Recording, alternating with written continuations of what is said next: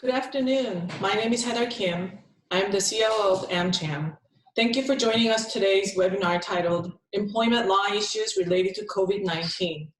This is the second session of our weekly webinars on the impact of COVID-19.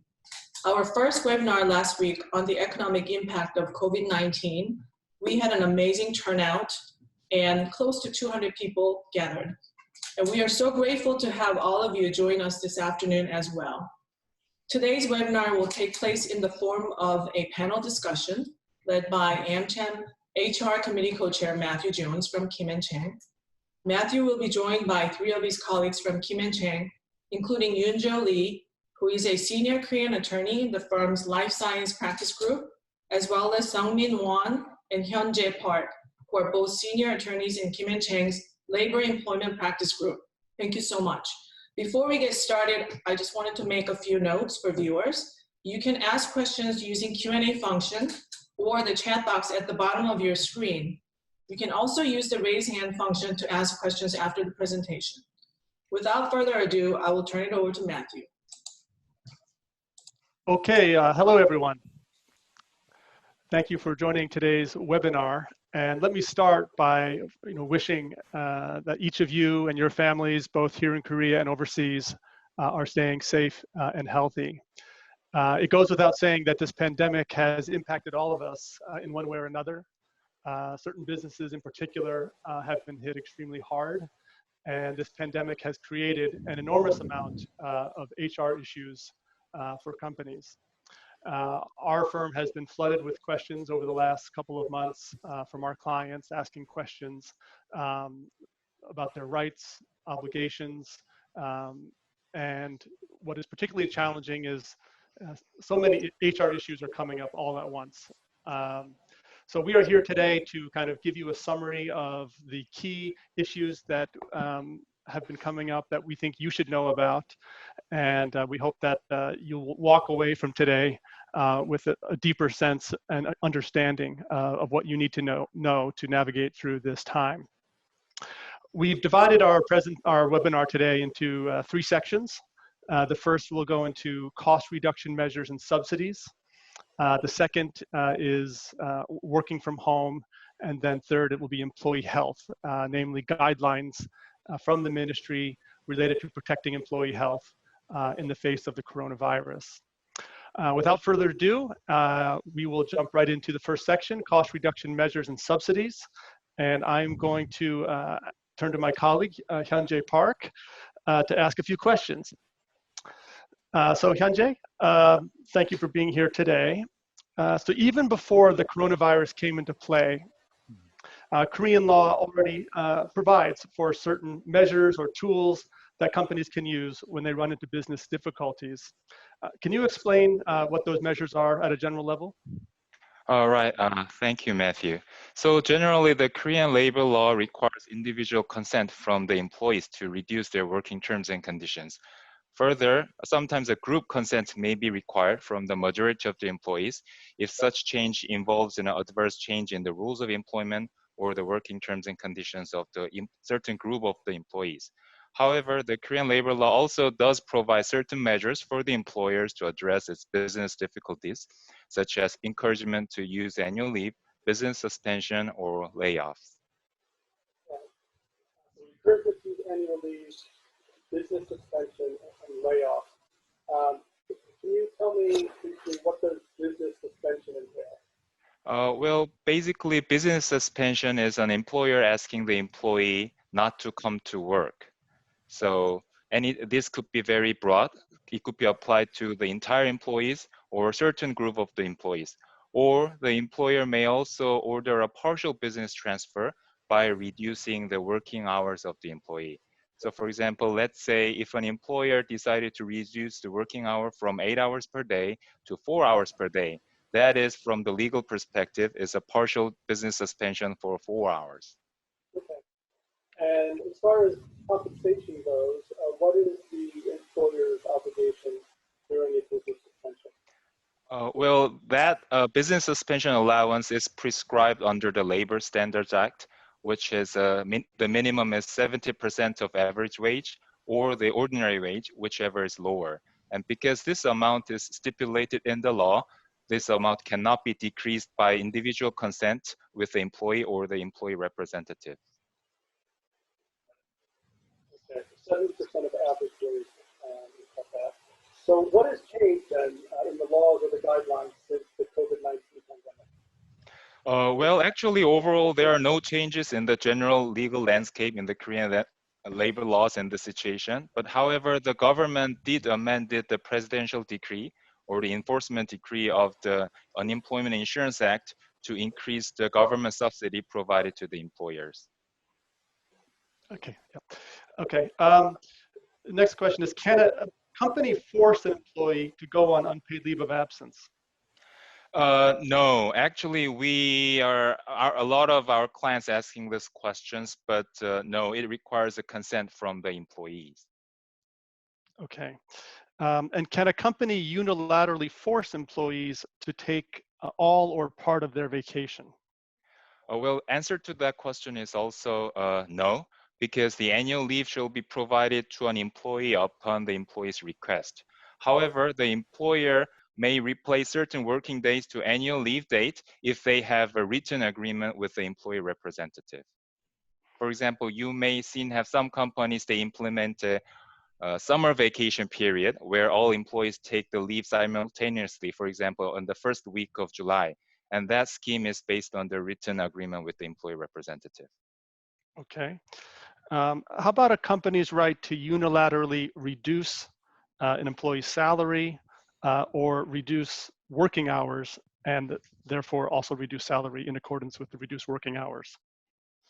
Well, actually, that requires the employee's individual consent as well, because the salary and the prescribed working hours is an working condition specified in the employment contract. So it all requires individual consent from the employees. Okay. So what I'm hearing so far is most measures require consent, except for the business suspension, which the company can do on its own without any employee consent. Let's talk about layoffs for a second. There are a number of requirements to do a layoff, one of them being that the company has an urgent business necessity, which is often a difficult element to prove for a company. Will an urgent business necessity be deemed to exist due to the COVID-19 situation? Oh, well, that's a very interesting question, Matt. So actually, as you may know, the Korean courts recognize the urgent business necessity in case of where the company suffered the consecutive losses of 2 to 3 years in the past. And the Korean courts generally apply higher threshold for recognizing the urgent business necessity for layoffs in case of future business difficulties. But however, if the industry is suffering a fundamental changes and losses due to this COVID situation, and the company starts suffering losses or will suffer losses in the very near future, then I believe there's a chance that the court may recognize the urgent business necessity under this COVID situation going forward. Okay, right. So what you're saying is the COVID-19 situation does not by itself create an urgent business necessity, but if in fact it does result in financial difficulties arising, then yes, it could lead to the company being able to establish an urgent business necessity. All right, let's move on to subsidies. I know this is an important topic for many of our listeners today. What subsidies are available to companies right now? Well, there are certain subsidies provided to the employer, such as support for the employer for the employees working from home, or support to the employer who provided pay leave to the employees who were isolated by the government. But however, I think the subsidy that our audience is most interested to hear today will be the employment maintenance subsidy. So I will focus on that. So this is called employment maintenance subsidy, 고용유지 지원금 in Korean, and this is provided to employers who suffered business difficulty, for example, by losing 50% of their sales or revenue. And this subsidy will be provided if such employer maintained the employments by reducing the total working hours for 20% or more, or provides paid leave for 30 days or for a longer period. In this case, the total working hour is calculated by averaging the working hour for the period from 6 months to 4 months prior to the application. And the working hours would generally refer to the prescribed working hours, which is generally 40 hours per week. However, if there's any fixed OT hours occurring on a regular basis, then such fixed OT hours will be counted as well. And going to the amount of the Can I just stop you there for a second? Sure, so, sure. Just to make sure our audience caught that. So it sounds like there's a couple of elements. Number one, the company has to be able to demonstrate that it's been losing 15%, 15% of its revenue. And on top of that, either the working hours have to be reduced by 20% or the employees have to be put on leave for 30 days or longer, right? Yeah, that is correct. Yeah. And then when looking at a 20% reduction, what is the measuring stick for that? You're looking at the period from 6 months to 4 months prior to the application. Right, so if you apply for this subsidy on May this year, then the working hours between November last year until January this year will be counted towards for averaging these total working hours. Okay, thank you. Please continue with explaining the subsidy amounts. Well, this subsidy has been around for years, so the amount has been generally 50% to 2/3 of the salary provided by the employer to the employee. But however, the government increased the amount up to 75% until July 31st, and it further increased the amount up to 90% until June 30th, especially for the small-sized companies. In this case, small-sized company generally refers to an employer having 100 or less employees. But however, there's a ceiling of this subsidy. So the ceiling amount is 66,000 won per day, and it's up to 3 months, 180 days in total. 6 months, you mean, right? Yes, that is correct. Okay, so 6 months and 66,001, right? And also further, until September 15, the subsidy will be increased for certain employers in special business. So for example, such amount will be increased up to 90% or 75% for the big companies as well. And in this case, for small size companies, the subsidy is increased to 70,000 won per day. But the total period of 6 months remains the same. Got it. So it's a 4,000 won increase for special businesses up to 70,000 won. Can you define special businesses for us? Well, currently the travel business, lodging and hotel business, tourist transportation, and the performance businesses are designated as a special business. Okay. One question from our audience is, can you elaborate on the government subsidy for employees working from home?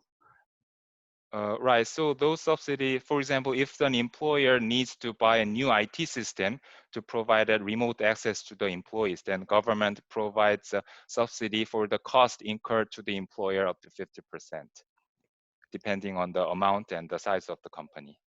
Okay. Now, do companies have to reapply for this subsidy on a monthly basis? Yes, so the first, an employer should file its employment maintenance plan to the government 1 day before the period. And the employer should provide wages to the employees who are on leave according to the plan. And thereafter, the employer should apply for the subsidy on a monthly basis. Okay.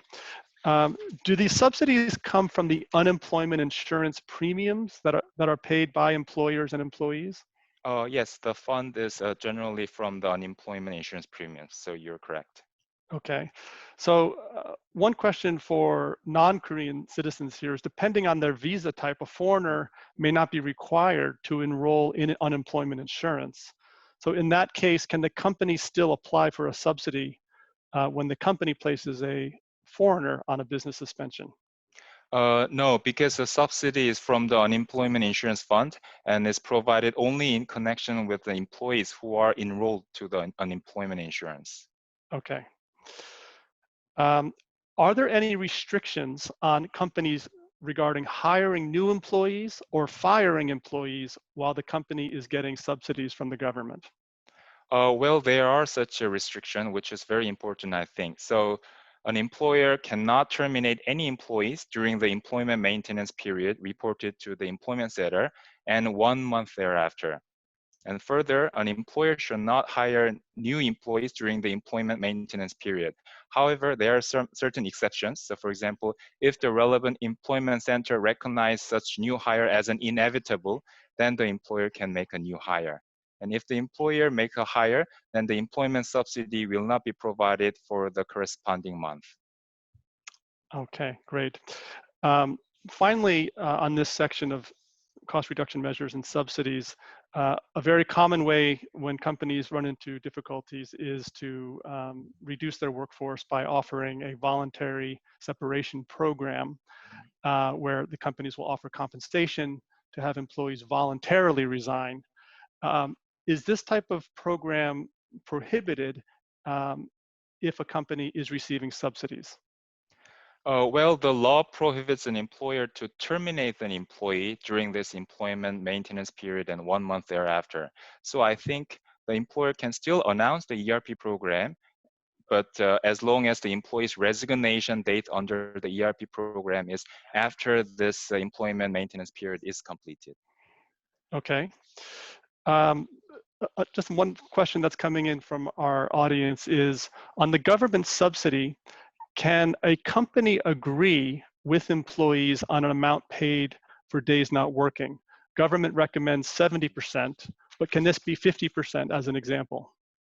Oh, well, this is a very interesting question, and which we are getting a lot from our clients. So, but the answer is no, because the business suspension allowance is prescribed under the labor law. But however, there are certain exceptions, which is if the employer gets an approval from the Labor Relations Commission, then this business suspension allowance can be reduced, for example, to 50%, or the employer may not provide any allowance at all. Okay. Okay, here's another question coming in. If a company would like to request all employees to take, for example, a 10% pay cut, but one employee refuses to take such a cut, is it possible to push this pay cut through for that employee, as well as the other employees, by securing a majority of consent from other employees through the employee representative? Well, generally no, because the salary is the employee's individual right. So you need an individual consent to reduce the employee salary, and this majority consent will not be effective from that perspective. Okay. Another question, is there a clawback clause for the subsidy paid? If yes, what is it? Right. So firstly, if the employer violates the restriction that we just discussed, for example, restriction on new hire, restriction on termination of the employee, that is one thing. And the employer implements the plan different from what it has originally reported to the government, then the government will claw back its subsidy. And if that involves in certain unlawful measures, then the government may claw back up to 5 times of the subsidy it provided to the employer. So there's a potential penalty. Yeah, yes. Right. Okay, great. All right, well, in the interest of time, why don't we go on to the next section, and we will continue to keep our eye on the questions coming in and try to answer them as they come up. So we're gonna jump over to working from home. I understand on April 2nd, the government issued new guidelines related to working from home as part of the extended social distancing campaign. So just as a fundamental legal question, I'll ask this to Sung, does the employer have a right to require employees to work from home? So thank you, Matt. Generally speaking, yes. And just to give you a little more background on that, many industries, companies are actually allowing their employees to work from home. And this in fact, is a new experiment we're going through, especially in a culture where we sort of favor working at workplaces on site. So when I talk to some people, some acquaintances who actually run their businesses, they have already asked their employees to go work from home, or some are actually implementing a system where working remotely in shifts. So obviously, certain functions and industries are better equipped and prepared to work from home, where some are not. With that said, it still remains to be seen whether this emergency work from home measure will continue post COVID-19, especially in a culture, as I said, or heavily banks on site work. So we'll have to see. But to get back to the question, generally speaking, yes. If the CBA, if you have a union, collective bargaining agreement, if you have rules of employment, these are employment handbooks, I would call it, or even in the employment agreements, they will specify the place where you're supposed to work. And usually it's loosely drafted where the employers can designate the place that the employees are expected to work. So, so in general, the employer should be able to require employees to work at home. Now, if for whatever reason the employment agreement is drafted so that the workplace is specified and that's the only place that they are allowed to work, and there's a mutual agreement on that, then you'll have to seek consent, individual consent, to change that. And also, if you think about OSHA, Occupational Safety Health Act, protects employers on need to protect the health and safety of workers. As well as in Korea, generally speaking, employers have the obligation to provide safe work environment. So based on that, practically speaking, the employers should be able to ask employees to work from home. Yep. Okay. Then on the flip side, let's say the employer determines that it's safe to return to work, like many companies did in this last week, and the employer wants everyone to come back to the office. Can employers require employees to come back to the office? So again, another good question, because actually employers are finally saying, they're questioning and expressing concerns about work ethic and output, and especially when people aren't used to working from home for such lengthy period. So the employers can say, yes, you need to come back to work, in which case the employees need to agree and come back. Otherwise, it'd be seen as insubordination. However, if the employees have good justification for wanting to stay home longer, then under the circumstances, the employers may need to, companies may need to allow that and honor that, respect that, and taking any unilateral action against the employee for refusing to come back may not be justified under the circumstances. So it'd be more of a case-by-case basis. Okay. Is there an obligation by employers to pay for home utilities if the employer has asked the employee to work from home? So again, if you have, if the rules of employment or some other documentation, internal policy states, specifically provides that the employer will provide utilities and other necessary expenses to work from home, yes, you need to follow that. The guidelines, the government guidelines, actually in general does say that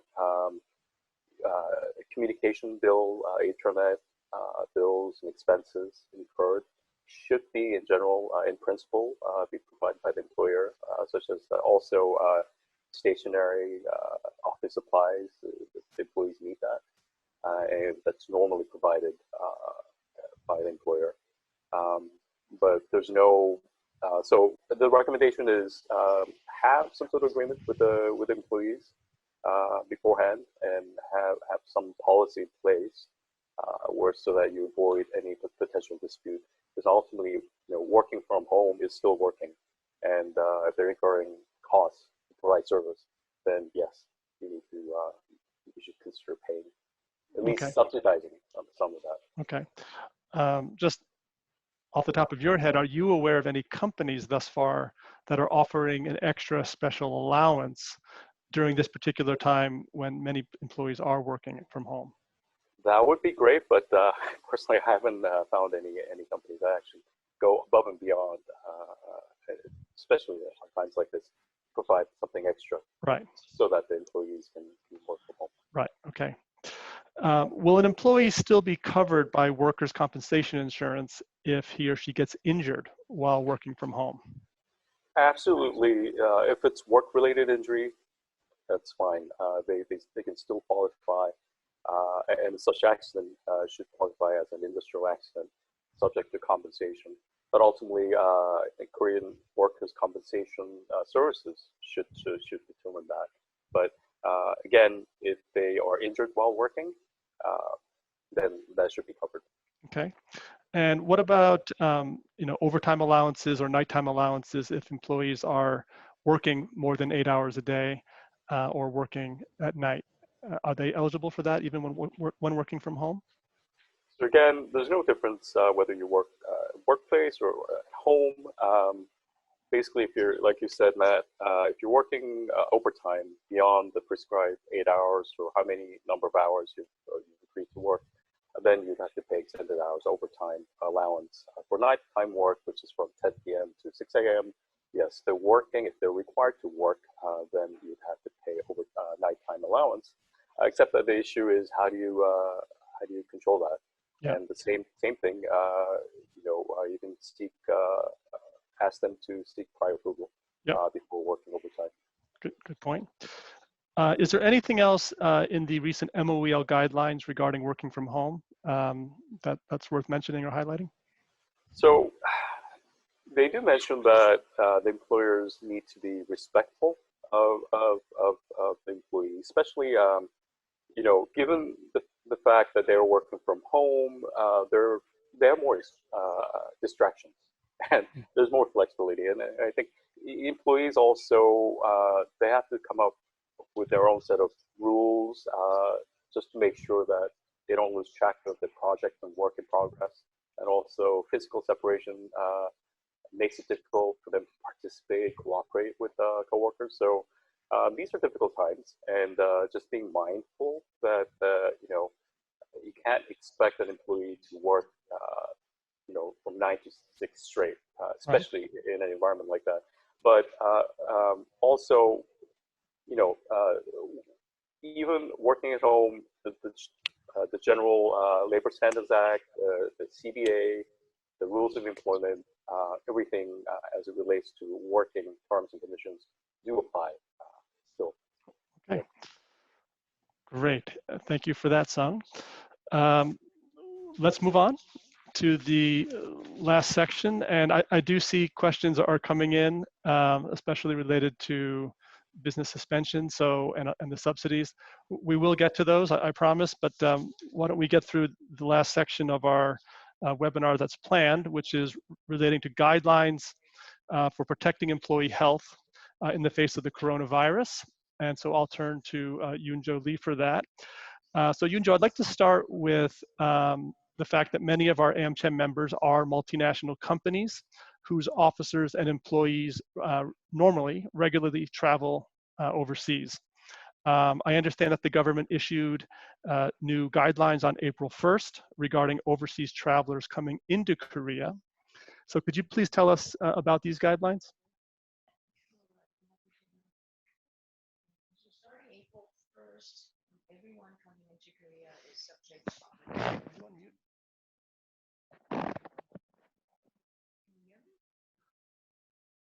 Can you hear me now? Yeah, that's not, yeah, there you go. Sorry. So starting April 1st, everyone coming into Korea is subject to a quarantine requirement.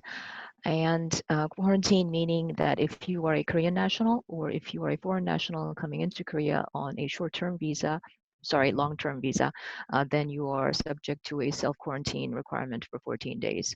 Self-quarantine being that you would be required to stay at your residence and essentially for 14 days, quarantine yourself from outside contact. If you are a foreign national entering Korea on a short-term visa, then you will be subject to a 14-day quarantine requirement in a government designated facility. And I think this may pose particular problems for our AMCHAM members if they have colleagues from overseas coming into Korea on business. Unfortunately, everyone, regardless of the purpose of travel, is subject to the quarantine requirements. The only exception is if you have a government or a diplomatic visa, or if you are able to get a certificate of exemption from the Korean embassy where you reside, in the country you reside. So if you have important business scheduled for Korea, for example, appearing as a witness in a Korean court proceeding, then the first step we would recommend is to contact the Korean embassy where you are in order to get a certificate issued, which would allow you to enter Korea and not be subject to the quarantine requirements. Otherwise, you will not be able to leave the government facility for 14 days. Great. Does the Korean government have a way of tracking people to enforce that they're staying, in their designated quarantine spaces? Yes, they do. So for self-quarantine to be effective, the government needs to keep track of where you are. So for people subject to the self-quarantine requirements, they are asked to download a government app, and this app through GPS tracking allows the government to be notified if you leave your residence and break quarantine.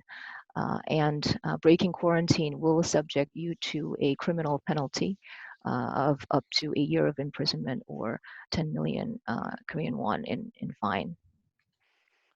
And does that penalty apply to both Korean nationals and foreign nationals?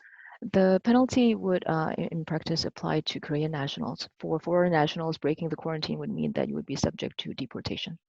Okay. And is there any warning or a second chance?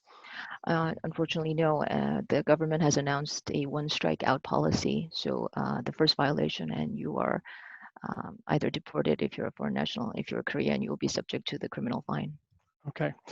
And so I'm just curious, if a person is required to stay at the government facility, is it free of charge, or do people have to pay to stay there? If you display symptoms and are subject to the quarantine as a result, then the stay is free. But unfortunately for everyone else subject to the quarantine requirements in a government facility, you have to pay in order to stay there. Also, if you are subject to the self-quarantine requirement, but for example, you don't have a residence that's suitable for quarantine purposes, you can opt to stay in a government designated facility for the duration of your quarantine, but you would be required to pay. And that payment is Korean won 100,000 per day. So for 14 days, it could add up. It's 1.4 million Korean won. So our members want to know, is food included in that cost? Fortunately, food is not included. I understand that the facility does provide food, but that would have to come out of pocket. Okay, great. Now, the MOEL, Ministry of Employment and Labor, has issued various guidelines for how to react in the case of a suspected virus at your company or a confirmed case.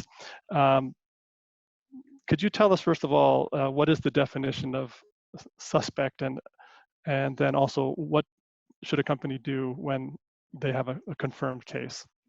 Sure. So I think there may be confusion, some confusion on this issue, because from a company's perspective, it may not be easy to tell whether a person is a suspected case or not. The Korea Centers for Disease Control, the KCDC, defines a suspected case as someone who has been in contact with a confirmed patient in the past 14 days and is showing either fever or respiratory symptoms. So it's quite narrowly defined.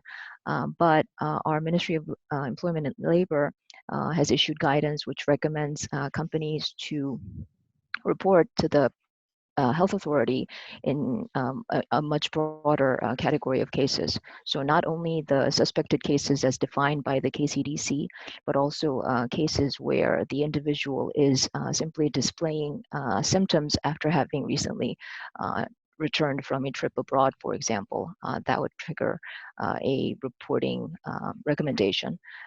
And also if the employee, for example, has a epidemiological connection to a known infection cluster, for example, the one we saw in Daegu, then that would also mean that the under the MOEL guidance, the employer is recommended to report to the health authority. Okay. So what should the company do about other employees at the company that came into contact with the infected employee? So according to the MOEL guidance, the company should direct other employees, the ones who have come into contact or may have come into contact with the infected employee, to first of all wear personal protective equipment. And this would mean masks, disposable gloves, and then isolate those employees from others at the workplace. And then finally to call the either the CDC call center or the public health center and to follow their instructions. Okay. Now, the MOEL recommends that the company notify all other employees if a case of COVID-19 at the company is confirmed. Are there any privacy issues to think about when making such an announcement? I think this guidance presents very thorny issues for companies, because under the MOEL guidance, yes, companies are required to notify everyone else at the workplace if there is a confirmed case of coronavirus infection. But the MOEL guidance doesn't go into detail about what that notification, what form that notification should take. And here, companies should be advised of potential privacy law issues if the disclosure takes the form that is too invasive to the privacy or personal information of the employee concerned. So under our data privacy laws, providing personal information to a third party, in this case, the company providing the personal information of the infected employee to others in the workplace, can only be done in principle with the relevant employee's consent. Without that consent, providing that information to third parties can subject the company to criminal penalties. But here, the argument can be made that there is a greater public health interest to be served by allowing others who may be exposed to risk of infection, to the relevant information to take preventive measures. So currently there is that tension between the restriction under the privacy law and the recommendation under the MOEL guidance. If there were ever to be a case brought against a company for infringement of privacy or personal information made in a context like this, then the company could mitigate that risk by minimizing, first of all, the scope of personal information that's disclosed. So if the information disclosed is limited to the department, for example, or the division where the infected employee works, instead of disclosing the name of the employee. And also to take less invasive measures of disclosure. For example, disclosing only orally instead of issuing company-wide emails. And those types of measures would help the company mitigate exposure to risk of a claim under the privacy law. Okay, but just generally, if you have a case and we say, we're letting everyone know that one person has been infected in our company of, let's say, 200 people, does that present any privacy issues?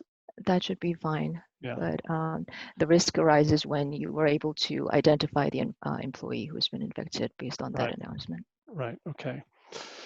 Now, a common practice these days is to check the temperature of anyone intending to enter a building. Does an employee have a right to refuse the person to take his or her temperature? So temperature checks are recommended by the government for preventive purposes, but there is no obligation on the part of the employee to comply with such checking. So yes, the employee has a right to refuse, but in such case, the employer would have the right to refuse entry to such employee. Okay, so maybe I'll just jump over to Hyun Jae for a second. It's a hypothetical situation. Let's say you have an employee who refuses to have his temperature taken. The employer says, well, then you can't come in, and therefore you can't work because his work has to be done within the building. Does the employer have a basis then to refuse payment to that employee? Make sure you're off mute, yeah. Yeah. Okay. Okay, so I think that will depend on the situation where the employee asks for such temperature test. So for example, if the employer simply asks the employee to walk before the thermal camera, which does not involve a significant infringement of the employee's privacy right, then I think the employer is not obligated to provide the salary for the employees who refuse to come to work. But however, if the employee shows any serious symptom, then the same rule will apply. But however, if an employer asks to do the thermal check with an employee who does not show any symptom, but the employer just wants the employee to go back to home for a precautious matter, then I believe the employer should pay the business suspension allowance of 70% of average wage. Okay, thank you. So let me just finish up with Yunjoh with one final question, which is, could a company be held liable if it does not follow the government's guidance regarding social distancing or other recommended practices? So, Matt, as you know, the MOEL issued social distancing guidelines on March 22nd. And according to those guidelines, companies, for example, are recommended to have at least 1 meter apart between seats for office employees. And while these are still recommendations only, we feel that it would be very advisable for companies to try to implement them to the extent possible, because the company could potentially face liability for failure to sufficiently perform an employer's general obligation to ensure workplace safety for its employees in the event an infection were to occur in the workplace while the company was not in compliance with government guidance. So we think this would be best practice in the current situation. Okay, thank you. We're going to spend the remainder of our session today, which is less than 15 minutes, to go through some additional questions that came in. So let me run through these. These are largely about the subsidies. So the Labor Office did not firmly confirm whether if the company will be reimbursed as promoted, 90% up to 2.1 million won per month, granted that all the required documents is provided. Is there a chance where reimbursement may not be made? Because without a guarantee, the company may not be able to submit a pre-agreed program. Well, I believe this is the government allowance related to increase in subsidy for the special industry. And actually the government enforcement decree regarding the special industry came into effect on March 16. So actually there's a law for this increased amount of subsidy for small-side employers in the special industries.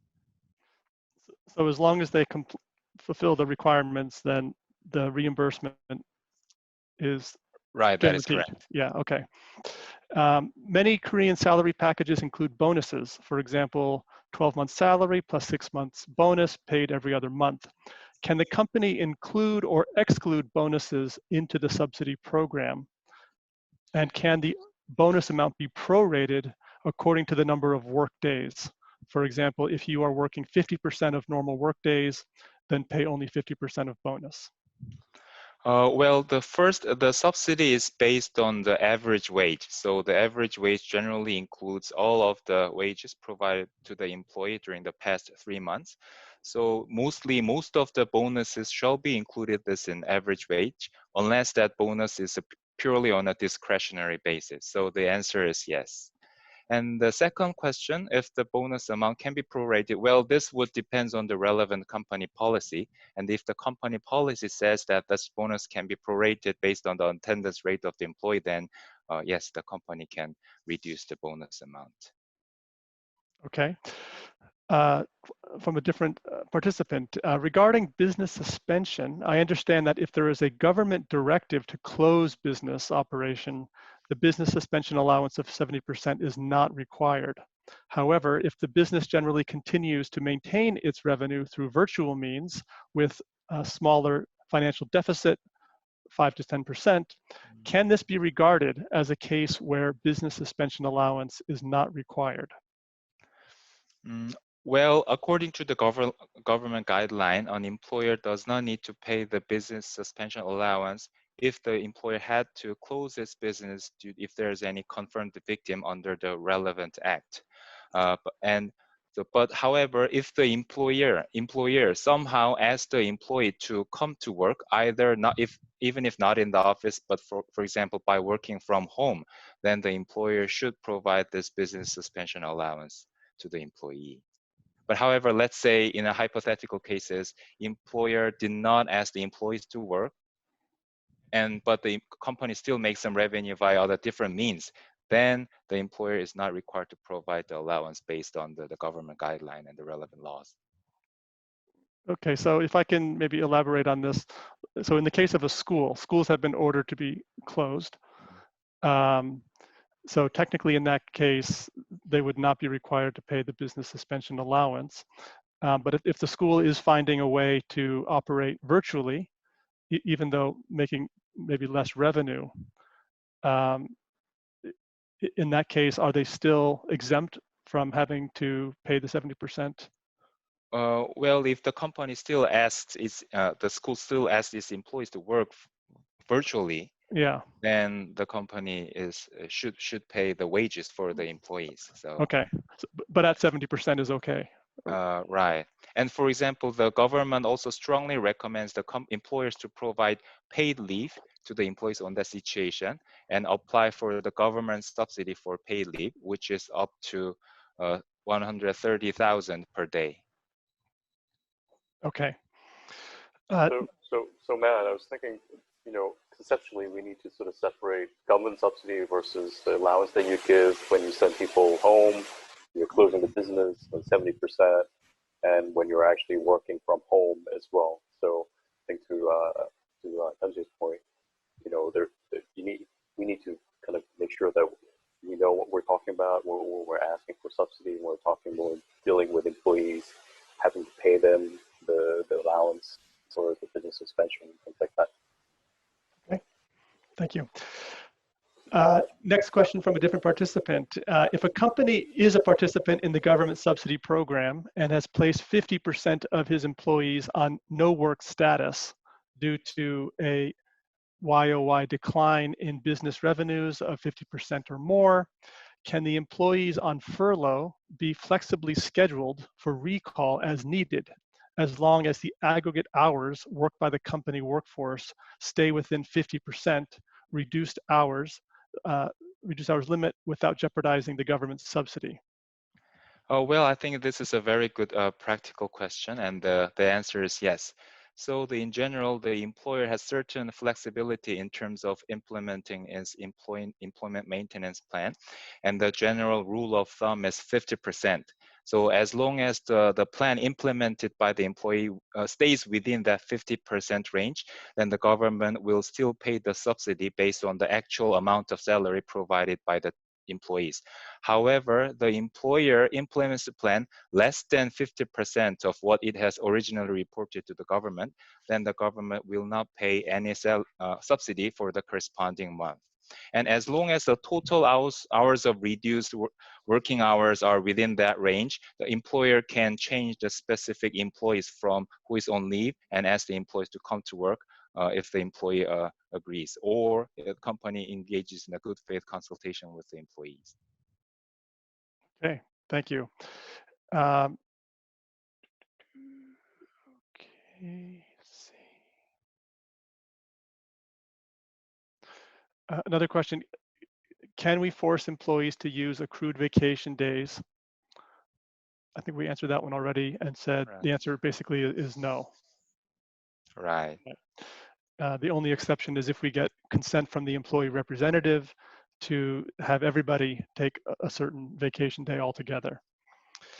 Okay, so let's move on to another question. Going back to subsidized leaves, can the company call back the employee to work if there is a requirement? Example, employee may be on paid leave in May, and the company call the employee back to work during the middle of the month.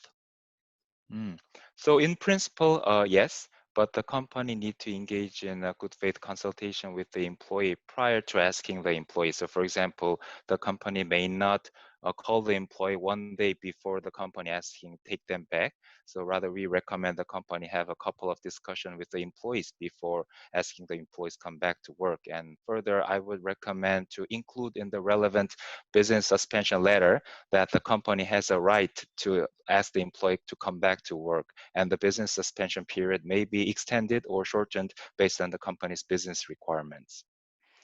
Would there be any impact to the subsidy from the government if the company requires people to return to work that's different from what they announced in their plan? Right. So as long as the total hours of business suspension is within the range that the employer reported to government, then the subsidy is still provided. Okay. Okay. Another question, adding to the question above, what would be some other examples than, quote, doctor's note, that the employee would have the right to stay home and not be subject to any unilateral actions? Anybody?